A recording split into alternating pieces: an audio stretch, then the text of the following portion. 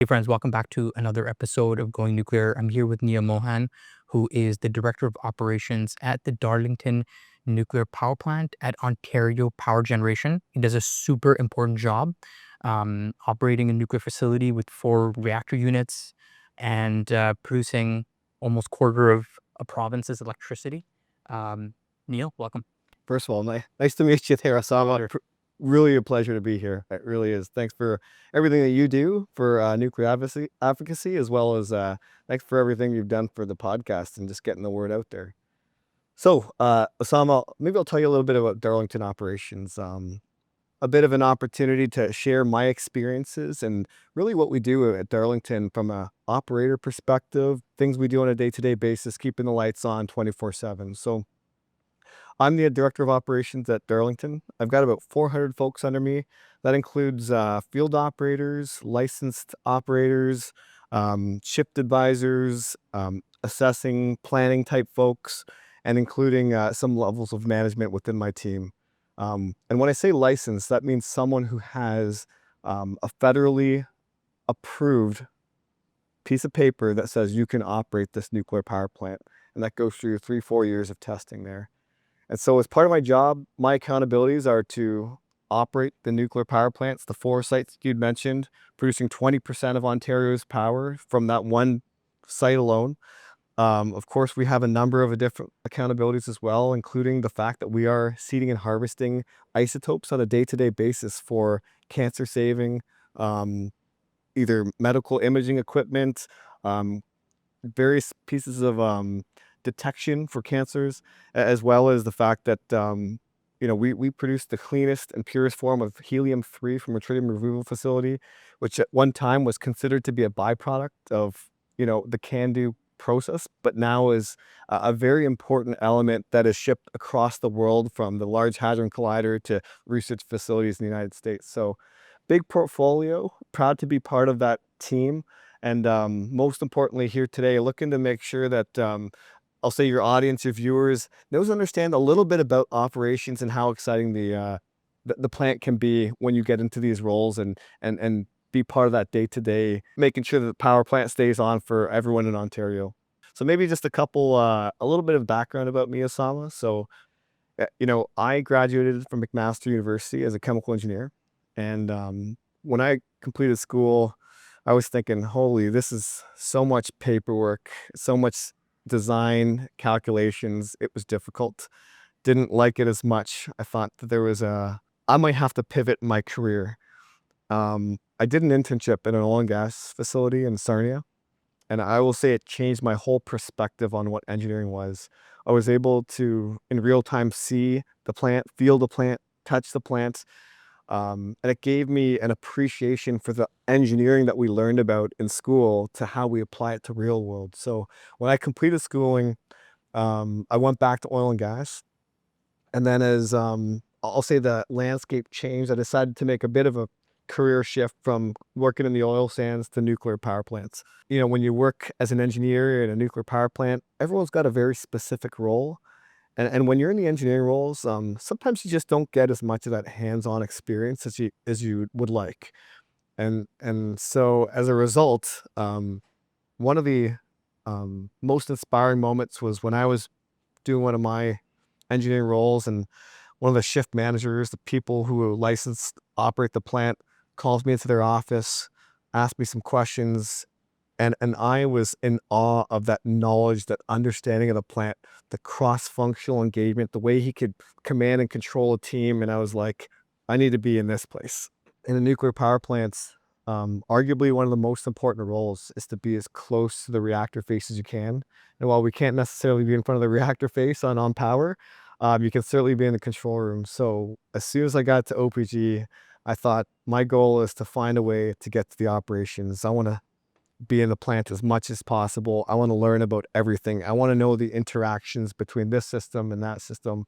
I want to work with a team. I want to have that knowledge. And so, in 2014, I applied to the Shift Supervisor and Training Program. The rest is history.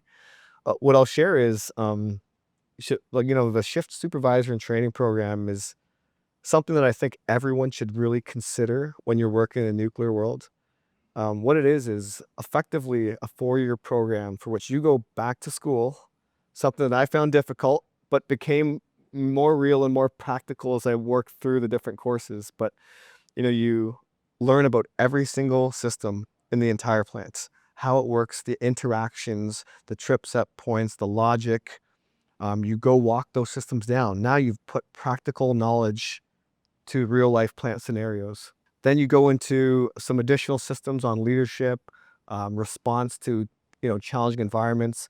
And then for me, the most exciting part was what I call playing the video game, but in reality, it's the simulator, right? So how do you respond to every single one of those scenarios in an actual true to scale simulator? And in that environment, they test you, they put a lot of psychological pressure on you. You push yourself, you challenge yourself. But in the end, I will say it is one of the most rewarding experiences that I've ever had to have, got that certification, that piece of paper that says, Neil, you are a certified control room shift supervisor or shift manager to operate these nuclear power plants, right? And while the course is challenging, that then gives you the opportunity to put that into real life, which is work in the control room. And so, you know, a lot of stories, a lot of experiences, but what I'll say is, um, having the engineering background and ultimately going into operations allowed me to really put that practical understanding of the theoretical into a real time scenario and working on shift day and night, working in the control room, keeping the lights on. I think it's a really great overview of how you got into the industry and also how dynamic the operations environment is. Yeah. Um, I think that's one thing that a lot of folks in university have, that disconnect. It's like, I want to see that working in application. Like, I want to walk it down, see it with my own eyes. It just makes the learning process so much easier. Does. So when it comes to operations, I think when people think of an operator or nuclear operator, unfortunately, they think of Homer Simpson. Sure. Yeah. Okay, he's hanging out at a control room, not doing much, but it's a world in itself. So could you tell us a little bit about the career opportunities and operations? And also, what are the types of roles that operators do? Yeah, for sure. So, if you think about the nuclear power plant, CANDU in particular, you cover all sorts of areas. You can be on the reactor side, you can be on the turbine side, you can be managing heavy water, you could be supporting our fuel handling department, you can be I would even go as far as to say our chemistry department is an extension of operations. Some of our support groups are extensions of operations. So when we talk about operations, as you said, some people may have some stereotypes on what that is. Like I said, there are 400 or so folks that work for me in all sorts of different capacities. They can be in a planning department, which is perhaps in an office, and they might be writing plans, work plans, project scopes. There could be people assessing for different work packages, for repair strategies. But then, of course, there is the field operator, which is what we'd call someone who'd be there 24/7 on shift, doing rounds to make sure, your pumps are operating correctly, there's no abnormal sounds. They're doing your routine sampling to make sure we haven't done any challenges with some leaks, some discharges, some equipment failures, some early signs of, I'll say, early signs of potential equipment failures. In terms of operations, there's a whole number of different roles in SAMA. So, you could be an operator planner where you are putting work packages together. You could be um, actually in the plant doing rounds, routines, and that could be on the reactor side, the turbine side. You could be on our fuel handling department. You could be supporting heavy water. And then there are control room staff. And then the hierarchy goes into supervisors on shift, shift managers. People often think of a nuclear operator, and I think that's probably the most common role, is the person on shift that's wearing the blues, that's staying and day out, walking around the plant, making sure that everything's operating correctly. And I think that is a fundamental of what a nuclear operator is. It's you are the eyes, you are the ears of the plant. And those people, the people who work for me, are arguably the most knowledgeable of the entire plant. They are interchangeable to be able to go on the reactor side, on the turbine side. They can help write permits. If there's challenges, they're first to see. They're often first to respond. In those roles, they perform at a critical function, both for regular operation, making sure everything's operating correctly, but they also are trained to respond to various challenges. They call, emergency field operations. They know exactly where certain procedures are. They know where to go. They know where to badge in, and they have a very critical role, both a normal and post challenge, post transient, to respond to an event. And so, it's such a rewarding role to be a nuclear operator in the sense of it's a family and it's a community. If you think about when you're on shift, I had a crew, I was a shift manager, and I had about 20 or so individuals in the control room in the field. And you're working days, evenings, weekends, New Year's, Christmas days, and you arguably spend some of the most important family moments with your crew to keep the lights on. And so that role becomes something of a family. How do I keep the plant running while keeping the morale, the camaraderie at the high that we need it?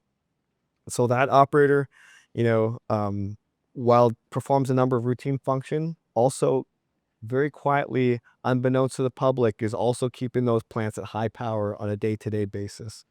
So, I always often encourage people to come to my control room, have a day in the life of a field operator, and follow my team around, and you'll find, like, man, this is an incredible opportunity. They get to see everything in real time. They get to hear, smell, respond. Their team is responsive. They challenge each other. They're, as I said, they're first to respond, and they're raising challenges, concerns, and making sure that the plant is getting what it needs. The plant talks to you, and the field operators are the ones who are listening, right? So it's an incredible role, and it really serves an important, often underappreciated function, especially on the day to day. I want to deep dive into this a little bit more because when it comes to routines or walk downs or shifts in general, I think a lot of people may hear these phrases and they may get confused. Start to end, what would a day in the life of an operator look like? Day in the life of the operator. So, the field operator, the control room shift supervisor, the authorized nuclear operator are part of the operations team, and they serve an important role. So you were asking, what's the day in the life?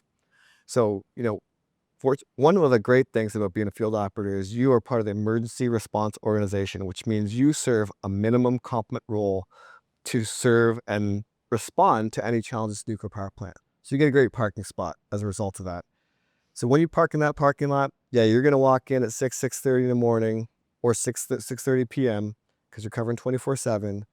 Walk through that security gate, put all your stuff in the X-ray machine, hand and foot monitor, whole body monitor. Make sure you're going through um, hand geometry to make sure that you're the right person. Badge in.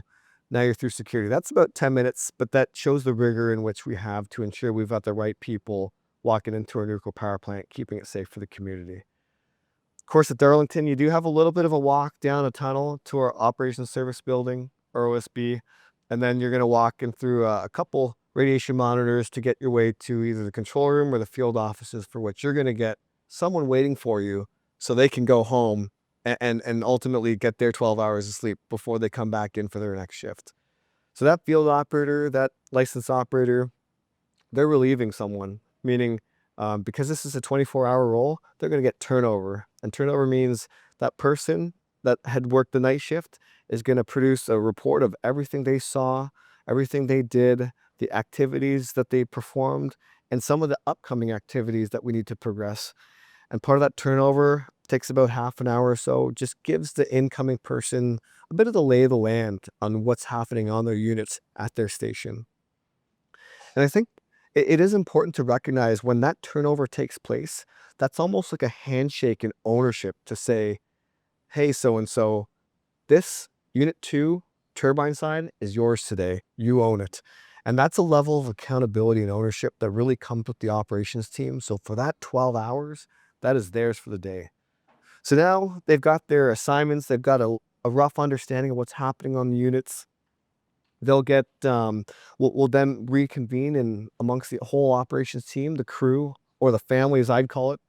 And that's where the shift manager, who's the licensed authority for the entire station, will come and provide a bit of a overview of the big picture on the station. Because that individual, they may have just gotten specific acts or activities on unit 1 turbine, but the shift manager will maybe talk about anything bigger picture, any larger, maybe there's some grid demands, maybe there's some heat stress challenges. Maybe we had someone, have a slip in a trip and we want to just share some of those challenges. So that shift manager will get an opportunity to perform what we call our starter shift activities, just sharing some of the overview of the station with the entire operations team in one room. Once those start of shift activities are completed, that field operator will go to their individual supervisor and have a little bit of a discussion on more specifics on the unit there today. And they may talk about various risks. They may talk about heat stress. They may talk about, different resources and who can be helping where. And then once that start of shift, that pre-job brief is taking place, then ultimately, they have their day-to-day activities. So if I'm a field operator, unit 1 on the turbine, I've got a whole set of instructions that I might have to perform. We call it rounds or routines, and they'll have to go top to bottom, bottom to top, taking a look at everything from new pressure gauges readings, taking a look at, are my pumps running correctly? Does it sound a little funny? Does it smell a little funny? Do I need to report this up? And those rounds could take, anywhere from 6 to the whole 12 hours, depending on what's happening. And then as part of that, they may also balance some additional activities. So, we might need to take a pump out of service. And so the operations team are the first to do that. So where's my procedure? Do I have a thorough pre-job brief? Have I gone through all the risks, the operating experience, the challenges associated with taking or performing a duty swap of that pump? And, as part of those activities, maybe an alarm comes in. Maybe the authorized nuclear operator says, hey, I just noticed that this tank level is a little bit high. I need you to pump that back. And so they might have to pivot. They may have to respond to that alarm. So the field operator has a pretty action-packed day, I'll say, from their base job, which is those rounds and routines, routine monitoring to make sure everything's running correctly. But then there's also, how do I support allowing maintenance to do proactive preventative maintenance jobs, performing a motor overhaul, or responding to a potential alarm, or even in a worst case scenario, responding to what we call plant transient. So in that day of 12 and a half hours, that person is on their feet the majority of the time. They're out there, they're feeling, they're touching, they're seeing in real time the plant. And as I said, the plant talks to you and they in real time are able to then respond and provide that feedback to the rest of the organization to say, hey, there's some challenges over here. Need to escalate this to a new level. Yeah, so that's the operators. And now, similarly for licensed staff, that individual might not be in the field, but their field is the control room. And that individual, much like the field operator, will have a turnover from someone who's been working 12 and a half hours, performed a whole number of activities from routine testing to maybe some electrical switching to pump duty swaps. And of course, their most important role is the knowledge and the training to be able to respond to an event. That very rarely happens, which is good. But there's a lot of other things at the Darlington Nuclear Power Plant that we need to ensure that we are supporting, like those routine maintenance activities, seeding and harvesting of medical isotopes, supporting some of the major projects. We're investing $350 million of projects in Darlington almost year after year. We're just completing a massive refurbishment project, 13 billion unit force coming back. So those authorized nuclear operators are looking at some of those plans, supporting those maintenance activities, which keeps them busy in their office, which is the control room. And as you said, some might think of us like the Homer Simpsons in the control room, and I can tell you that's far from the truth. Um, the authorized nuclear operator, the control room shift supervisor, the Unit Zero control room operator, and the shift manager go through rigorous testing, not only get that license from the CNSC, the Canadian Nuclear Safety Commission, but also they're tested every 5 weeks to ensure that their skills, their knowledge is up to speed. And if they fail those tests every 5 weeks, then you can actually lose your license. You might not be able to re-enter the control room and perform that critical role. So pretty important job. And of course, that day, while you may think that it's a routine activity where they just watch a panel all day, there is nonstop discussions, challenges, um, you know, activities to support maintenance to keep that plant running safely and reliably. The control room is such a special place, Mhm. because you're getting that feedback from the power plant, Yeah. and then you can also have a level of control of the power plant Mhm. through the control room. Just to give people just a little bit of an understanding, the plant is like a city, right? It has so many different functions. You have the reactor core, which is producing the heat. Uh, Steam is being produced. Steam turbines. Sorry, the steam generators, and then you have turbines, which are spinning, and then generating the electricity. Mhm. So tell us about what does it feel like to step into a control room? I tell my family this when I walk into the control room, key card, which requires, I'll say, a certain authority to enter the control room. I sometimes feel like an astronaut. I really do. Like to think about, the technology, to think about the scale and what it is actually happening. We are splitting atoms in real time, producing electricity. So I'll tell you, there are moments when I get goosebumps walking into that control room because, especially at some of the multi-unit CANDU sites, you look down the hallway at Darlington, or if you're at Pickering B, or you're at Bruce, you see a row of lights of highly qualified individuals monitoring the entirety of the nuclear power plant, able to respond at any given moment and comfortable in doing so, right? And if you think about the amount of ownership that it takes to sit in that chair to do those jobs, it's a big deal. It is a big deal. You have the license of $1 billion, far more than $1 billion, but billions and billions of assets are within your hands, and I think we often underestimate and underappreciate what it takes to run a nuclear power plant. It requires a lot of training, it requires a lot of knowledge, and it requires a lot of teamwork. And so when you asked about what's it like, what's it feel like, it is an amazingly um, empowering, exciting, at times unique aspect of a job that no one ever thinks exists, but is incredibly important, right? As you said, sometimes we think about um, this machine just works, but there's a lot of effort to keep it that way. And I think it is,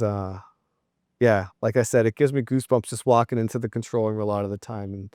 And I'll say a couple other things is that the people who keep the control room safe and operating are unsung heroes at times. And I think about two moments in my career. Remember, I worked a New Year's Eve right into the ball drop next year coming in, and we're at the control room. It's 11:59. I look around the room. A lot of people was working hard, focused on their job. I remember thinking, I'm gonna, you know, make a little bit of an announcement, say, hey, we're in the new year, celebrate. Let's, cheers our water or our coffee. But the ball drops, no celebration. There's nothing exciting about it. But those are the people that are in the background, making sure that everyone gets to enjoy their New Year's Eve, their Christmas. And so, they're taking massive sacrifices to be away from the family during pivotal moments of life, being in a control room, being on shift. And so I think that's something that we shouldn't take lightly, and that the folks who work those jobs do understand and appreciate, um, the amount of sacrifice it takes to be in an operating role and someone who's supporting the 24/7 operation of the plant. I think that's an awesome perspective. I think a lot of people in society, like doctors, they get a lot of credit, and they should deserve that credit for being at the front lines and sacrificing and being on call to save lives. But hey, there you have it. I think this example of the operators and staff that are sacrificing their time and energy Yeah, at those pivotal moments so that everyone else can enjoy that resource, which is that's right. electricity. That's right. Yeah, I think you said it. And don't get me wrong, and I think you said it best. Doctors, first responders, incredible heroes of our communities. Um, None of that happens if the power's not on. And so, those individuals, the power workers who support safe and reliable electricity to our grid, um, we forget about it. A perfect day for us is when no one knows we exist, right? If you think about it, like a firefighter will get the Medal of Honor when they rescue someone from fire. Um, we're rescuing people from fire philosophically at a nuclear power plant, keeping that plant running reliably. I have never once thought about, if I plug my iPhone into the wall, will I have electricity or not? You know, I know it's always going to be there. And often I think, I know for me, I can be ungrateful for that. Like the amount of energy that my household probably uses, from my phones to my computers to my TV that I leave on, that my son always leaves the lights on. That's power workers keeping that on 24/7. And it's a big part of what the operations team is all about, that sacrifice, that ownership, that accountability. In your journey, I'm sure you have so many stories, right, inside the power plant. Mhm. Is there any stories that you think are memorable that you want to share? They used to call it Neil's War Games. Every weekend set of nights, you'd work Friday night, Saturday night, Sunday night. That was one of the shifts. It's a tough one because you're away from your family the whole weekend. You can't see your friends and family. And of course, you're sleeping during the day to catch up for those shifts. And what I used to just do is, if things were a little bit quieter, I'd have a drill, almost like a simulated drill, where I'd say, hey, a person's injured themselves over here.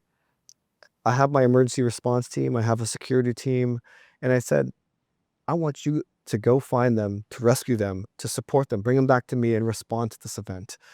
I would do various types of drills throughout these weekend night shifts. I would pretend there was a leak. I would simulate, a security event where someone breached our security barriers. I simulated an injury. And in doing these exercises, I realized all these teams are responding to the operations. I am in real time not only supporting our confidence and response, but I'm influencing behaviors. And I can keep doing that at a larger and larger level as I move up in the organization. And so, that role being operations, where I'll say you're the primary customer in a nuclear power plant, became something that I realized that could be shaped and facilitated in a way that can help, bigger picture strategies now in my operations role. Previously, I'd been in the fuel handling role, and I've been in maintenance. I'd changed plants before, from Pickering to Darlington. And so you start to realize your influence, the knowledge that you bring to the table. I'll say that the energy that you can bring, given your credibility and what you've done on shift to help shape the organization. Does that make sense? Yeah. Yeah. So, and even if you go back to like moments on shift, you asked that question. I did have to, um, there have been a couple instances where we had to take the unit offline. And that's when, in a moment, your heart starts to beat a little faster. You start to realize, oh, this is exactly what I was trained to do. And very quickly, your almost simulator nuclear instincts kick in. You're like, okay, calm down. You know how to answer this. Your team's responding, your oversight, you're following exactly as you practice. And even when I'll call it, landed the plane following an issue where I had to take the unit offline, we then do what's called a post-transit review or a crew debrief, where we, amongst our team, just reflect on that performance of the team. We're very critical of one another to make sure that we continue to improve and be better. But what I saw there was incredible teamwork where everyone said, "Hey, it was really great when you did this. This is really amazing. Great teamwork, great call out. You said this out loud and that really helped me respond." And you start to realize that camaraderie, that family atmosphere. And so even in a point of the most stress you can imagine, when I have to take a whole bunch of megawatts off the grid, which has a direct impact on not only the business, but potentially those that are the customers that are using electricity. But your instincts kick in, you calmly respond to it, you land the plane, and then amongst the team, you start to challenge each other on what you can do better. I think that's a very rewarding experience. Just be part of that, to know that your training, it works and it applies almost, you know, in real time to a real life event, and you know how to respond to everything. Why is taking a reactor unit offline such a stressful event potentially? Yeah, I mean, I think it's hard to not overlook the fact that this is a big deal. This is stopping the fission reaction. These are putting these rods into core to not only stop the reaction, but take electrons off the grid. Um, it is a massive piece of machinery. When you take a unit offline, it doesn't always have to be perfect. Sometimes there could be some challenges on the way down, equipment breaks, but we have enough redundancy built into our systems to ensure it's always safe to respond, safe to land the plane. I will say, when you shut a unit down, you are trained to respond to everything. Every little nuance of additional failures that can come down the road. But sometimes you're not always expecting that. And your training kicks into high gear. So it's stressful in the sense of, the unknown. It's always uncomfortable to not know what's going to happen next. But then you become comfortable knowing that I've already practiced this. I've simulated this. I've done this before. This is just like my training. And I just have to follow my procedures, follow my training. And we know we'll be in a slot in which I continue to cool the fuel. I continue to support the maintenance that's required to get the unit back online. And I get the unit in a place for which we can then support the next steps for the unit transition. Okay, that's good to know. Yeah, I think a lot of people are surprised when they find out that when you take a reactor unit offline, those are potentially more than $1 million per day Yeah. of revenue that's being lost. Yeah. Okay, so these reactors are in a sense money-making machines, Yeah. right? Um, they're injecting, basically electricity into the economy, but also providing that economic, um, uh, as an economic resource, Yeah. right? Yeah, I think one thing that is really important to speak to is we very rarely talk about the money aspect in the control room. Um, of course, there are some systems when improved efficiency comes, you can make more megawatts, and that's important for the grid. But it is really important that the control room and the operations team don't feel what we call perceived production pressure. Mm, Because if you feel the need to keep a unit online because I have to maintain those megawatts, you might make decisions that are not or at odds to nuclear safety. And so the control room staff, their job is to not maximize revenue. Their job is to keep the units in a safe and stable state. And sometimes it results in maximizing revenue. The unit stays online. The A&O, the operator, the control room shift supervisor, the shift manager is not to feel production pressure. Their role is to maintain nuclear safety first and foremost. And that's an important aspect to understand when they're in the decision-making role, because if they felt the need to drive megawatts to make revenue, they could make unsafe decisions. And that's not the feeling, that's not the perception that we want the control room. So at no point do we argue about, hey, I need to make more megawatts because it's a hot day out and all the air conditioning needs to stay on. If you need to take that unit offline, you take that unit offline. And as the ops director, I would support that 100% of the time. And I know my team, right up to the CEO, would do the same. We have a duty to ensure that the nuclear power plant is safe and reliable. We have a duty to maintain nuclear safety at all times, and production just becomes I'll say a byproduct of that. If I'm operating safely, then I'm probably making electricity, which in turn I'm making money. But while we think about, as you said, taking massive amounts of energy off the grid, that's not something that is in the mindset of the operations team. It's let's do the right decision for the plant, period. That's really good to know. That's really good to know that safety is paramount and even above the financial benefits that come with nuclear. Mhm.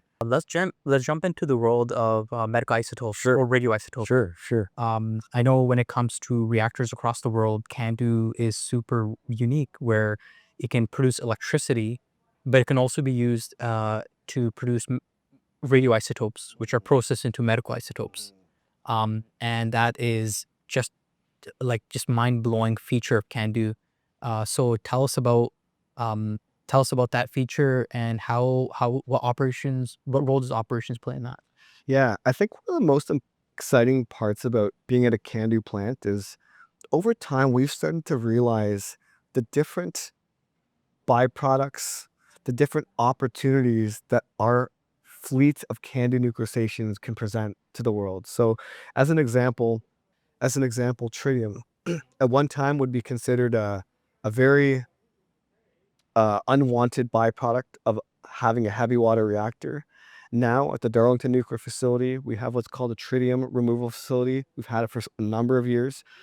Its primary goal is to reduce the tritium in our heavy water, to reduce not only the impact to workers, but if you happen to have some releases that minimize that release to the environment.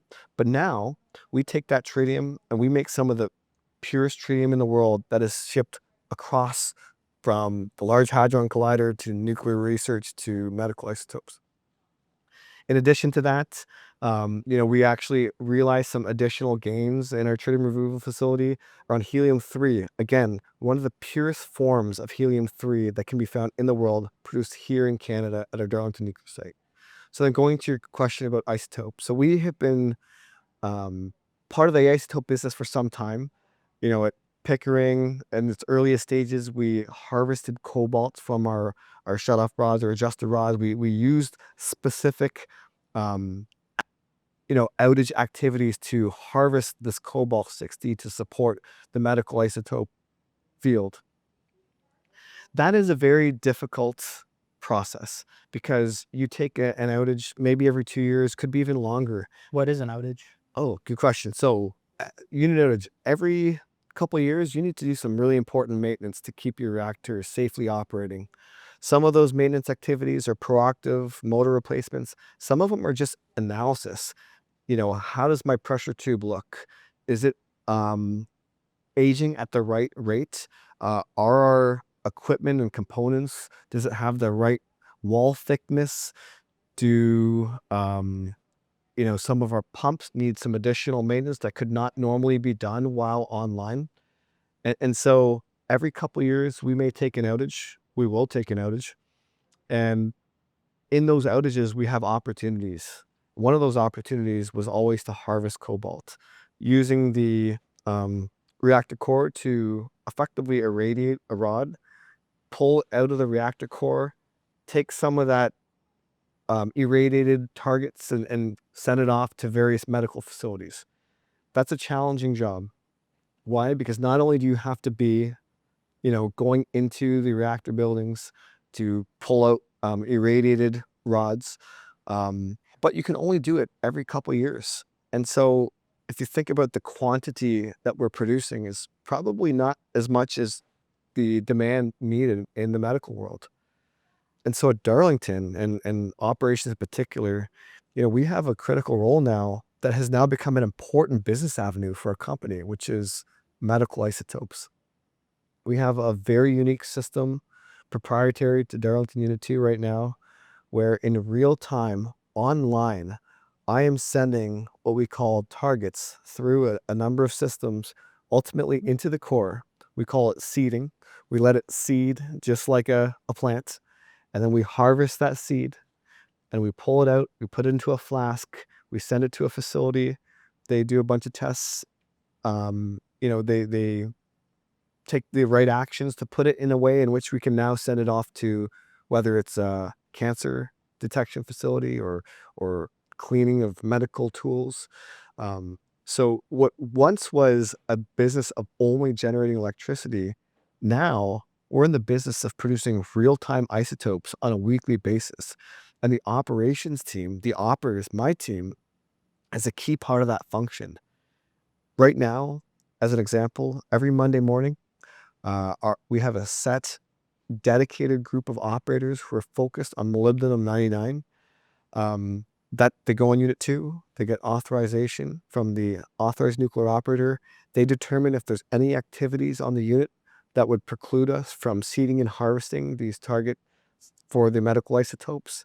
The field operator will perform a number of panel operations that allows the target to go into the core, to get seeded into the core, to get irradiated for a period of 7 days. It sits in the core, until which point the operator will then take additional actions to then retrieve said target into a lead flask there. So pretty amazing to think about. A field operator was once an individual focused on generating electrons out to the grid, and now we're generating medical isotopes for hospitals. And that's, you know, a job that we never thought existed as now is a massive part of our business.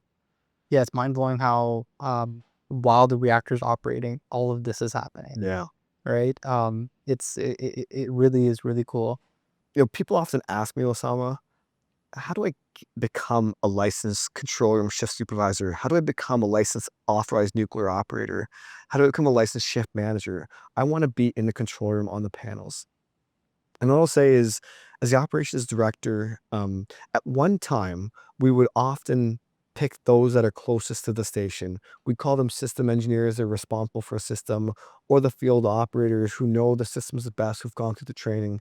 But one of the things that's important to me, and I recognized it over the course of my career, is diversity in thought is really important in the control room. You need a team that has all sorts of skills such that you can challenge each other, not all think the same, and be part of one team that is self-sufficient. And so what we've done was change the way our hiring processes worked. And we've broken it down to 3 unique parts. So firstly, of course, there's the application process. Want to make sure you're endorsed by your manager because you ultimately will have an authority to be licensed at a nuclear facility. So want to make sure we get the best of the brightest endorsed by the manager. This is the right person to be a leader at a nuclear power plant. Then there's the testing. And so the testing is very unique because we have now made it such that rather than an interview alone, for which, you know, one could say that it's a little bit subjective. Now I go through a written test, and that written test, an individual will get a series of questions on a bunch of systems that they will have just been told about, perhaps a couple days before the actual written test. They will perform that test, they will write it, and they will be graded black and white marks. Then they'll go into a mini simulator test. So we will give them a series of systems. They will get a mini set of training, and they will get to be in the control room at Darlington or Pickering or wherever the station they're at to actually respond to a unit set of alarms, a transient, you know, a reactor trip, whatever it may be, in a short amount of training they get. Again, black and white. And then, of course, we have our interview for which we really focus on leadership, behavioral, technical question. But I think that's a really important thing that we've done, which allows the whole company or even external to be able to apply to this job. And we pick you based on the written tests, the simulator tests, your interview, and your endorsement.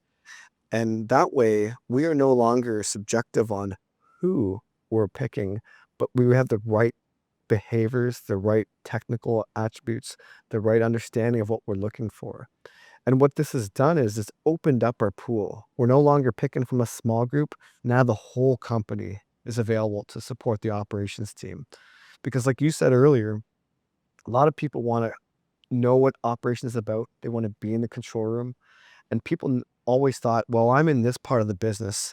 I'm in the business side of the business. I'm in the waste. I'm in sustainability solutions. And I've always wanted to be in the control room, but I don't know anybody.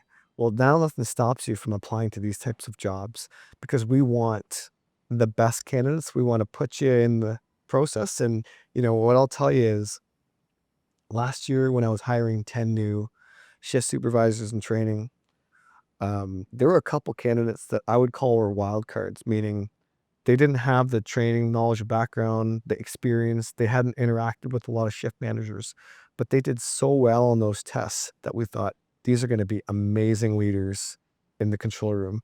So, of course, through the testing, their results stood out. They became, you know, selected to be on the program, and ultimately we're on their journey right now in that 3 to 4 year process to get a nuclear license. That's phenomenal. I appreciate you sharing this because it just goes to show how robust the process is in making sure you have the best and the brightest. Yeah. Right. Like there's no nepotism. There's a test. There's rigor. There's reference check. And so, yeah, I would say like to operate a multi-billion-dollar asset, that's the type of rigor that's required. I think you said it right. You want the best and the brightest to operate your most precious asset. So when we hire those individuals, how do we ensure that we're getting it? You could do a series of cognitive tests, which is okay. You can do a series of interviews, but ultimately you do want to make sure that you've got the most well-rounded candidate that hits all those different areas. So that testing score is a cumulative sum of all those different aspects. And every year we get 200 to 300 candidates apply because it's a big deal. It's an important job. There's a lot of accountability and it's something to be proud of. And I, if I could just, if there's one thing I could say is, the operations team is an amazing family, but it is something that, comes with a lot of pride because of the fact that you've been through all these tests in order to get your license or even to be, in the field. You have to have gone through a number of training, knowledge, understanding to understand the machine and to be able to respond to the worst case scenario and the regular day-to-day full power operation. So in terms of behaviors, when you're looking for candidates, or even when you're looking at for shift supervisors who are the most successful, what would you say are the most important behaviors to do that job? I've always said one of the most important attributes is attitude. And I think that might sound surprising to some, but with the right attitude, you have a willingness to learn, a willingness to adapt, a willingness to be part of a team. And so, y- you know, some would say, hey, it must be knowledge. You must be a super smart person to be an operator. While that's true, and you have to have a good understanding of the machine, everyone, in my opinion, who's got hired into a nuclear facility is smart. So you've already got this level of baseline. Now it's what are the things that differentiate you from smart to practical to a team player? And to me, it's that attitude, that willingness to learn, and that leadership capability. Like I love the word leader. I think it means a lot, but to me, the most important part of that word is lead. And when you're in operations, period, you're a leader. There is not a single role within the operations department that I would not consider a leader because you make real-time decisions, you challenge your teammates, you lead your team, you tell the organization what you need to ensure you're safely and reliably operating the plant. You're telling the maintenance department, you're telling the chemistry department, you are leading. So, attitude is huge. You have to be someone who's respected. You have to be someone that thinks outside of the box. You have to be someone that is energetic, but at the same time, you have to be a leader because that is your goal. Operations is the first to know about anything in a nuclear power plant, and therefore they need to be leaders. When it comes to leadership, I would say sometimes leadership is it requires those soft skills, Mm. right? It requires that creativity in a sense, Mhm. right? But you're also expected to be that very right brain, um, dominant person which thinks black and white as well, Yes. right? So how do you balance the two? How do you find that ideal candidate? I think that's why I go back to um, the leader is someone on a team, but you can have a team of leaders. You can have different diversity of thought. But the most important thing is to be able to balance and leverage your team. So no one person in a nuclear power plant will operate the plant. There is not a single person that could do everything by themselves. And so that leader, how do they fit into the team and insert themselves to support? And by that, I mean, let's say I have a plant challenge and I want to shut down the unit. I'm going to make a recommendation. I'm a leader. I've thought about it. I'm on the panels. I'm going to say, I want to do this. You have a supervisor that will independently diagnose that, who's also a leader, who might have a differing opinion. Now you're in a bit of a challenge. Like, why do we have two different opinions on how to operate this? Let's get the next person involved. You have levels of defense and depth of leadership. And ultimately, as you talk things out, you'll come to the conclusion of what the right thing to do is. And so while it's very easy to get caught up on the knowledge, part of being a leader is being a team player and recognizing that there's levels of defense and depth to ensure that your A-type personality, your overtness, how loud that person is, will ultimately be managed by the team who's there to support the right decision. And so even if you have the strongest, loudest leader in the room that says this is the way to do it, the way we're trained is that others will always feel comfortable to challenge that individual. The hierarchy in the control room will ensure that the defense in depth prevents any sort of wrong decision from being made, or at least mitigates it. And so, it is the balance of leaders in a control room. And of course, people will always be, a bit more forthright than others, but the makeup of the team dynamics ensures that we always have the right decision being made in the end. The one thing that's really great about a nuclear power plant is that there's enough design and safety margins such that the operator, there's not an action in the plant that the operator has to do in less than 30 minutes. Every single response of the machine will ensure that the field operative has at least 30 minutes to respond. And similarly, in the control room, they have at least 15 minutes to respond. What does that mean in terms of decision making? So if I'm a doctor and something's happening and the pulse starts to show that it's been lost, they might have to make a decision within seconds. Whereas the control room or the field, I have at least 15 to 30 minutes for any decision to be made. And what that means is I can use my team. 15 minutes is a long time. Is it? It's a long time. So you start to get a bunch of alarms, your control room team diagnoses the event, you can talk about it, and you make a decision to keep the unit offline, shut down, whatever it may be. If, when we're trained, if we take longer than 15 minutes, we will have failed that test for sure. We make those decisions. While it may seem fast, 4 or 5 minutes, that's a lot of time to make a team announcement, get your supervisor engaged, get your shift manager engaged, make a recommendation, and no action in the control room is credited to be responded faster than 15 minutes, which means we've done analysis to say that the systems in the nuclear power plant will respond automatically, and only time I need to intervene is at least 15 minutes later, which in the scheme of a control room, that's a lot of time. And so, I made the analogy of when a doctor is performing surgery and you might lose a patient, they may have to make a real-time decision at that moment. In a nuclear power plant, I have at least 15 minutes, and 15 minutes is a long time to engage your team, get the right actions, make some suggestions and recommendations, and take action.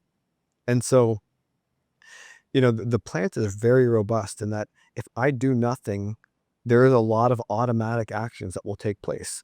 The reactor will trip itself, meaning insert the shutoff rods, shut down the reactor. It may trip the turbine, meaning take the actual generator off the grid, no longer producing electricity. In some cases, our control room team is credited to respond to those, and that is developed in our procedures and our training. And so it goes back to your question on, do I need to make decisions quickly in real time? Quickly is a relative comment, and quickly for you may not be quick for a control room team in a nuclear power plant. And so the operations team is trained to respond quickly, but 15 minutes is a long time. I will tell you, 50 minutes is not quick. I think we gave the example of, if it takes 15 minutes to not recognize or diagnose an event that requires an automatic reactor chip, that individual, if they were in a testing environment, would fail that test. But I can promise you that if that individual didn't recognize it, someone else on the panel will. And that's the beauty and the teamwork in the control room and the operations department. There's always people there who know and understand the roles, the actions, and how to support you. I think I really enjoyed this discussion. I think this was a great deep dive into operations. Like, for those that are watching that are in the engineering field, Neil's an engineer. He has an engineering background. For those that are even in the trades or want to pursue a completely different career path, I think operations is also another really good fit. So Neil, I really enjoyed this chat. Is there any last message that you'd like to leave the audience? I think what I'd say is operations are the pulse of the plant. We see, feel, hear the plant on a day-to-day basis. It is real. It is practical. I feel like an astronaut when I walk into the control room or I see the reactor face. It is an incredibly rewarding experience and the unsung hero. And I think it's an incredibly rewarding opportunity for anyone looking to get into the nuclear field to think about operations, whether it be a field operator, control room, or even at a management level. There is a wide variety of roles, and I think it will challenge you, it will push you, it will develop your teamwork and your leadership, and it's one of the greatest places to work. And I've never regretted a single day for which I've been in the operations department. It's always fun, and it's an incredibly rewarding experience. Well, I really enjoyed this. I really, really enjoyed this discussion. I love the analogies and the deep dive into the topic. So for those that are watching, Neil Mohan, if you want to, so for those that are watching this podcast, if you'd like to connect with Neil, I'll have his contact information in the description below. And if you have any questions or curious about something, feel free to drop something in the comments below. And hope you enjoyed this chat. Till next time, take care.